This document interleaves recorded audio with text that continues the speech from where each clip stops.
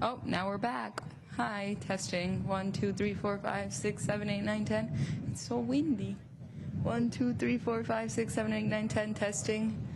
Testing for the camera. 10, 9, 8, 7, 6, 5, 4, 3, 2, 1. 1, 2, 3, 4. 1 sec.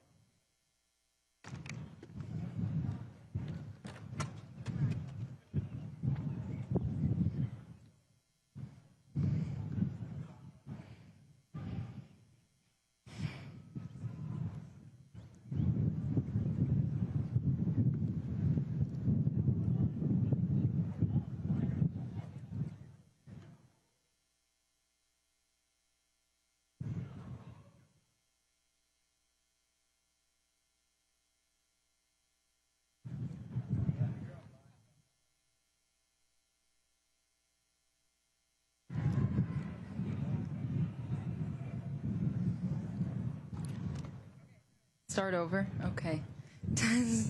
1, 2, 3, 4. Oh, we're good? Okay, thank you, Tasia.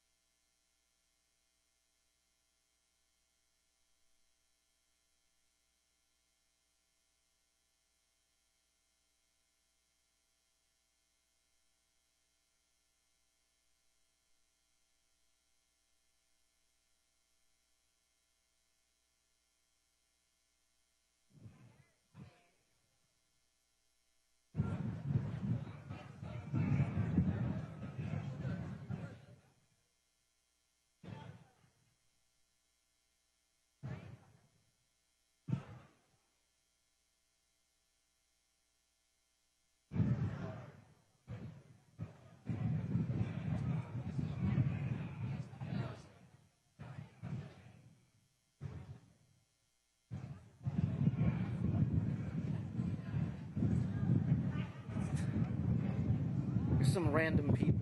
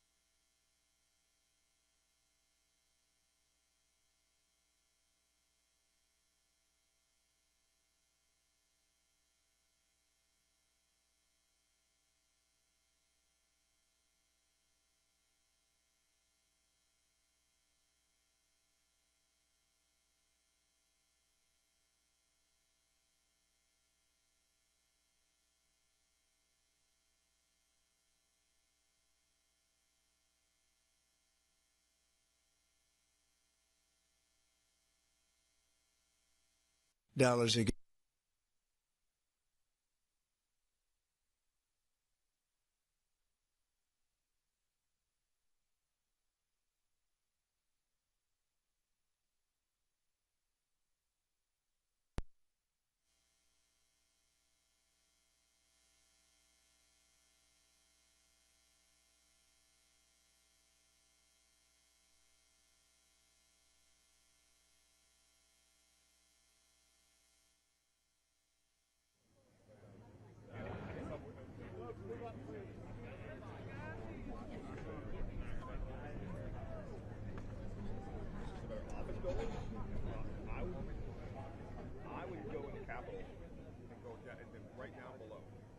Everybody has to come in, because they go to different offices. Everybody has to come to the Capitol. Taking questions? They were usually in this room. Yeah, in this room, if they just walk away again.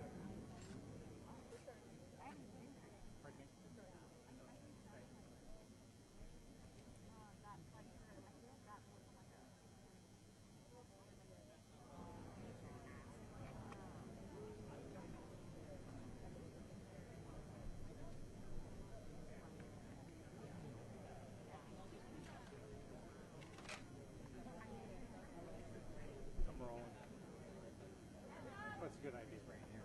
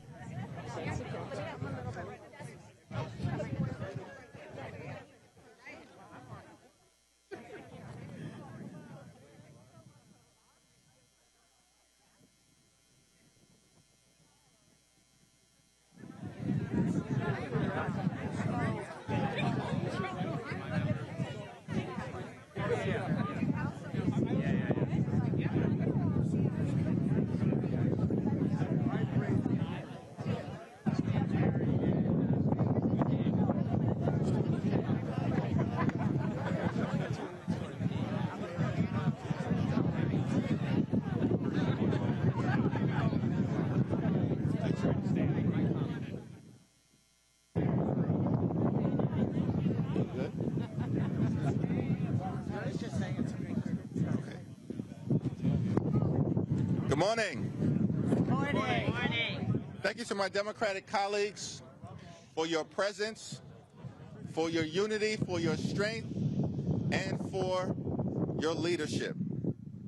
I'm deeply appreciative that we've been joined today by three extraordinary, hardworking American taxpayers, Heather, Jackie, and Jonna, whose lives are being upended by the government shutdown and the Republican health care crisis. And they are here to tell their stories. Donald Trump and Republicans in Congress have shut down the government 15 days ago. And they haven't done a damn thing since to try and reopen it. House Democrats are here, reporting for duty.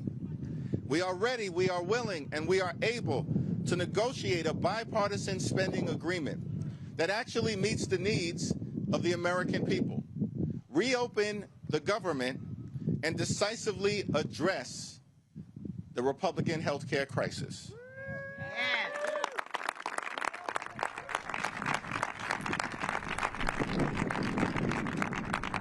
But we also need a common sense partner on the other side of the aisle.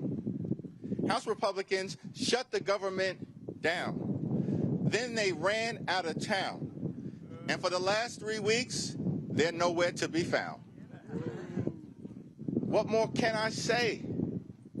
You deserve better. You deserve better. The American people deserve better. House Democrats are fighting to lower the high cost of living. House Democrats are fighting to fix our broken health care system, and House Democrats are fighting to clean up corruption, to deliver a country that actually works for the American people. Donald Trump promised to love and cherish Medicaid. Instead, Republicans enacted the largest cut to Medicaid in American history. That's unacceptable. Republicans falsely claim now to be the party of health care, but their policies are closing hospitals, nursing homes, and community-based health centers all throughout the country. That's unacceptable. The Trump administration is giving $20 billion to bail out a right-wing wannabe dictator in Argentina. But Republicans are unwilling to spend a dime to provide affordable health care to working-class Americans. That's unacceptable. The American people deserve better. You deserve better. It's time to extend the Affordable Care Act tax credits. Yeah. It's time to prevent tens of millions of Americans from experiencing dramatically increased health care premiums. It's time to make sure that every single American can afford to go see a doctor when they need one. It's time to reopen the government and stand by our hardworking, patriotic federal workers, and it's time to do all of that right now. No further delay. House Republicans need to get back to work. House Democrats are in this fight for working class Americans. We are in this fight for rural America. We are in this fight for urban America. We are in this fight for suburban America. We are in this fight for small town America. We are in this fight for the heartland of America. And we are in this fight for black and brown communities all across America. House Democrats and Senate Democrats are in this fight until we win this fight on behalf of the American people. Cancel the cuts, lower the costs, save health care. It is now my honor to introduce a registered nurse and a principled health care provider from the great state of Connecticut, Heather Broth.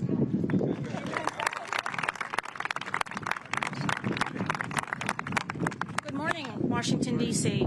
My name is Heather Broth. I am a surgical nurse at a small hospital in Norwich, Connecticut, serving patients from both rural and urban communities in the surrounding area. I'm also proud to be the president of our AFT affiliate 5149 in southeastern Connecticut.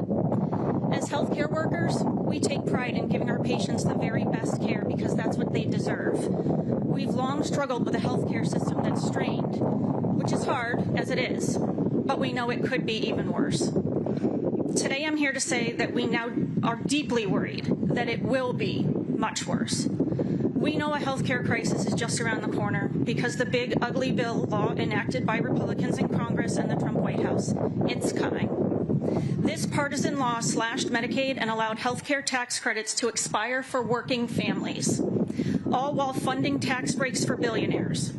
That may be great if you have money, but it's going to make life harder and more expensive for everybody else, including more than 100,000 people in Connecticut who will face higher premiums if the tax credits expire. Already, our small community hospital has had one of the busiest years to date. And with cold and flu season just around the corner, healthcare workers are gearing up for the worst respiratory season we've seen since COVID in 2020. We have a nursing shortage. It currently takes months to see a primary care provider and forget about getting an appointment with a specialist in under 6 to 12 months. We have patients sleeping on stretchers in our emergency rooms overnight and on stretchers in hallways while waiting for other patients to be discharged. Sometimes we count up to 30 patients sleeping on those stretchers. We call those dynamic days.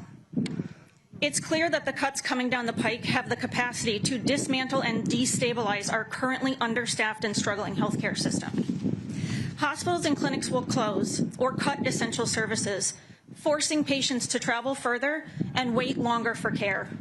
Up to 15 million people could eventually lose their health care coverage, and millions more will see their health care premiums increase. Our communities can't afford groceries right now.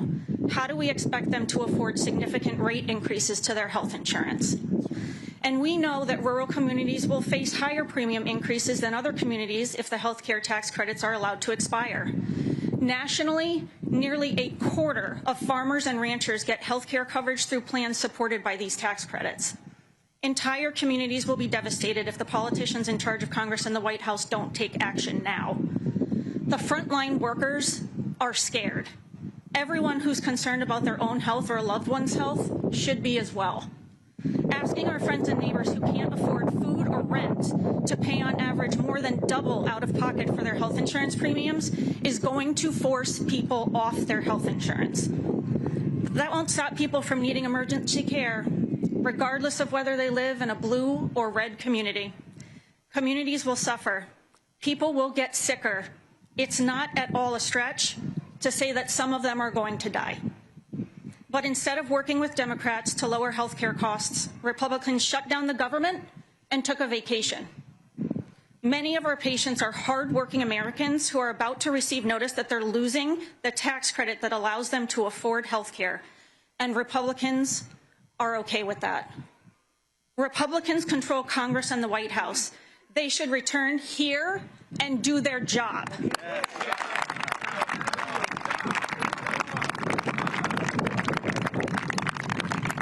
They should end this government shutdown and work with Democrats to rescue the health care that's now at risk.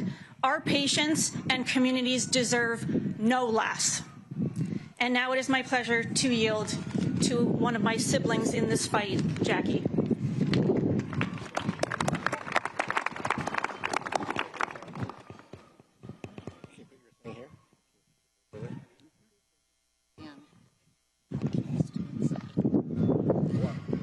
My name is Jacqueline Bush Holcomb, and I am 59 years old. I live in Clark Summit, Pennsylvania, in the northeast part of the state of Pennsylvania. In 2008, my career as a mortgage wholesale lender came to a halt due to the festering mortgage crisis. My husband is self-employed as a certified residential appraiser. When I lost my job, we suddenly no longer had health insurance. We obtained insurance coverage for our family, and we paid for the coverage until our premiums became too expensive to afford. In 2014, I needed emergency surgery, but was denied coverage due to a pre-existing condition. We took money from our savings and paid out of pocket over $6,000 for my surgery.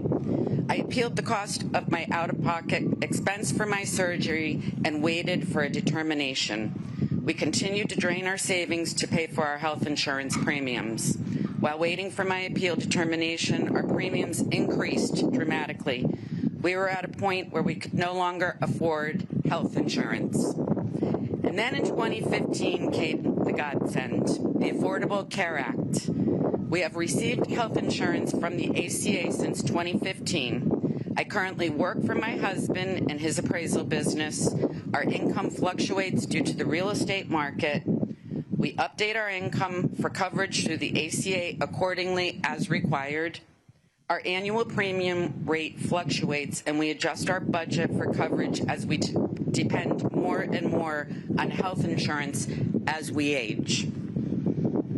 Our premiums are likely to double or even triple next year because of Republican cuts to the ACA. We will not be able to afford this drastic increase, especially since our other costs like food are going up as well. My husband is 62 years old and I am 59 years old. We cannot afford a sudden increase for health insurance, and we will have to go without coverage. We are just one American family having this discussion and realizing that we are taking a gamble on our own lives. We have depended on our health care coverage to keep us healthy, and I am thankful to say we are healthy right now. By forcing us to go without health insurance, Republicans will steal the good health from us that we currently have. Instead of working with Democrats to find a solution, Republicans have shut down the government and fled D.C. I am requesting, pleading, and now demanding that Republicans do their jobs and protect the millions of Americans like me who rely on the Affordable Care Act. Thank you. I will now yield to Jana.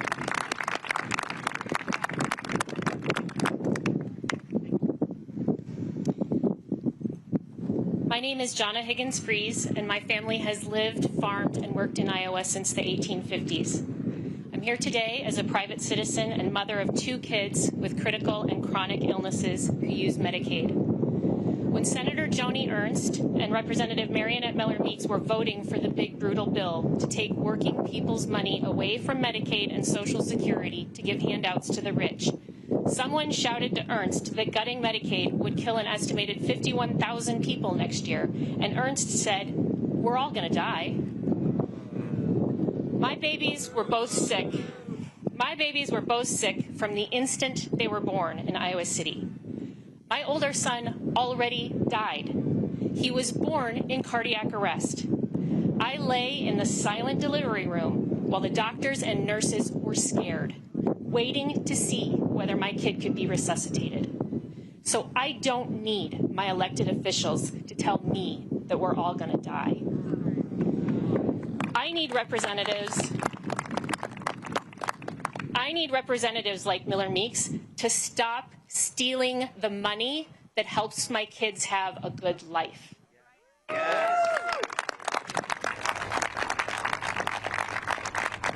To Representative Marionette Miller-Meeks, who said hell will freeze over before she holds a public town hall or agrees to meet with me and tell me to my face that my kids should just die, I say, you took an oath as a physician to do no harm. But you have shut down the government because you refuse to make sure people can go to the doctor and get their medications. I haven't slept through the night in months. I wake up terrified about a lot of things this regime is doing that hurt the people I love, including how my family can live with these Medicaid cuts. There are 600,000 other Iowans just like me who can't live without Medicaid. That's nearly 1 in 5 Iowans. And many of them don't even know they're on Medicaid because it's been privatized and called Molina, Iowa Total Care, or WellPoint. Or they just know they're on a waiver and they don't even know that's Medicaid. For our kids, Medicaid pays for health insurance and health care as a backup to our private insurance. Medicaid pays for prescriptions. Medicaid also pays for respite care. The state agrees that one of my kids needs 17 to 24 hours of care a day. For the first 9 years, my family, including our neighbors, did that on our own. Then, after 3 years on the waiting list, we started using respite through Medicaid, and the respite workers would take my son to the River Bandits game with Nana and Grandpa, feed him and give him his meds, or play Uno with him. And we could better care for our younger son, or just sit down a minute without worrying about meds and feedings every single second. Or his respite workers would take him to visit our friend Ada in Cedar Falls, who's also on Medicaid. Ada is 26. She's nonverbal, requires help with toileting, constant monitoring for seizures, and assistance with movement. What's going to happen to Ada and her family as these cuts kick in? Now, my son is living in a group home, which has been so good for him and for us. And already, before the cuts, there's an 8-year wait list to get Medicaid that supports housing. After the cuts, who knows? I did 2 years of AmeriCorps National Service, and my father and grandparents served in the military in World War II to defend government of, by, and for the people, not a government of, by, and for the billionaires. Right.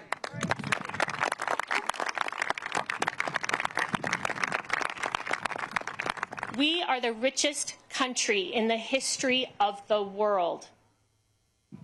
I don't know why we let Republicans waste our time saying that we can't provide health care for everyone. There's enough for everything for everyone, as long as we don't let Republicans and the rich steal more than half of it off the top. Thank you, Jonna. Thank you, Jackie.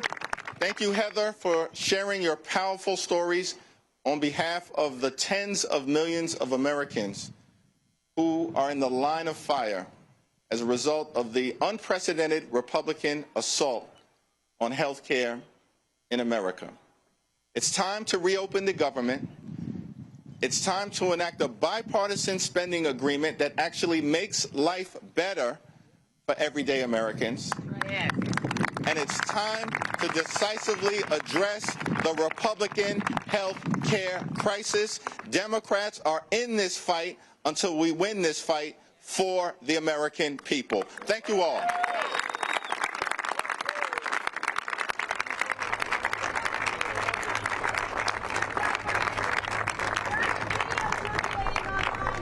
Democratic lawmakers that went to the Speaker's office and they were messing with his signs. There's one lawmaker who was yelling at a Capitol Police officer.